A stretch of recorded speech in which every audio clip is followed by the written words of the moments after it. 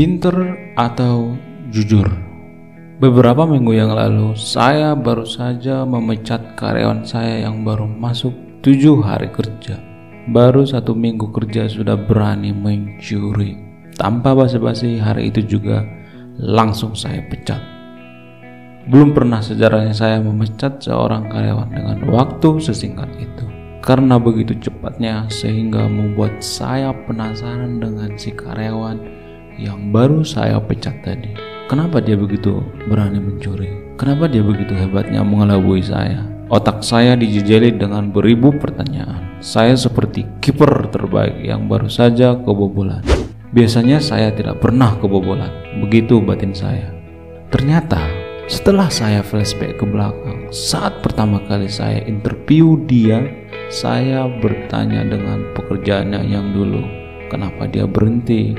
Kenapa dia keluar? Kenapa dia memilih pekerjaan ini? Dan masih banyak pertanyaan tradisional yang saya tanyakan untuk karyawan baru. Ternyata saya baru sadar ketika saat itu saya bertanya, kenapa dia berhenti dengan pekerjaannya yang dulu? Dia bilang bahwa pekerjaannya yang dulu dia sering dimarahin sama atasannya sehingga dia tidak betah kerja di sana. Atasannya seenak jidat menyalahkannya. Intinya dia menjelek-jelekan perusahaannya yang dulu. Biasanya kalau saya menginterview karyawan, saya tidak pernah kecolongan. Dari sorotan matanya saya bisa tahu bahwa dia jujur atau berbohong. Bukan sombong ya bos, tapi ini berkaitan dengan jam terbang. Yang penasaran dengan rahasianya apa? Bisa ditulis di komen, nanti saya balas satu-satu. Bibir bisa jujur, tapi mata tidak pernah berbohong. Begitulah prinsip saya ketika menginterview karyawan.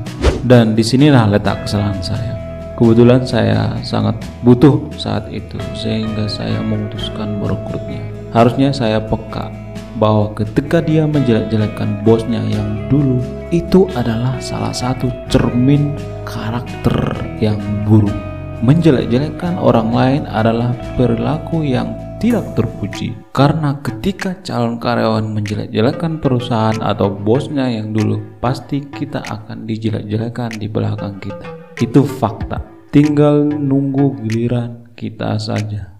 Terbukti setelah beberapa hari saya training, dia punya skill yang mumpuni, pinter luar biasa, kreatif tanpa batas. Saking kreatifnya sehingga saya pecat dia karena ketahuan mencuri. Jadi sahabat sekalian, belajarlah dari kesalahan saya. Jika kita menghadapkan dengan dua pilihan, kita disuruh memilih orang yang pinter atau orang yang jujur. Pilihan yang paling menguntungkan adalah orang yang jujur. Karena ketika dia pintar tapi tidak jujur, maka nyolongnya lebih pintar. Nyolong dikit dengan waktu yang lama, sedikit demi sedikit akan menjadi bukit. Akan tetapi jika kita memilih orang yang bodoh tapi jujur, itu jauh lebih berhasil. Karena skill boleh dilatih, pengalaman boleh diajarin, tapi kejujuran sangat susah dirubah. Kejujuran sangat mahal harganya. Bila kamu dihadapkan pada dua pilihan, orang pinter atau orang jujur, kuncinya jangan pilih atau. Kalau bisa pilih yang pinter tapi yang jujur. Akan tetapi manusia seperti ini sangat langka. Kalaupun ada, butuh waktu untuk mencarinya karena karyawan yang benar-benar hebat itu sangat sedikit jumlahnya.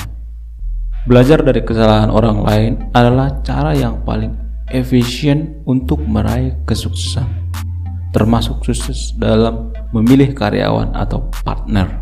Kita tidak perlu melakukan kesalahan yang tidak perlu lagi. Hal ini seumpama dengan ketika kita memulai bisnis, lebih baik punya mentor daripada memulai tanpa mentor, karena mentor sudah pernah melaluinya.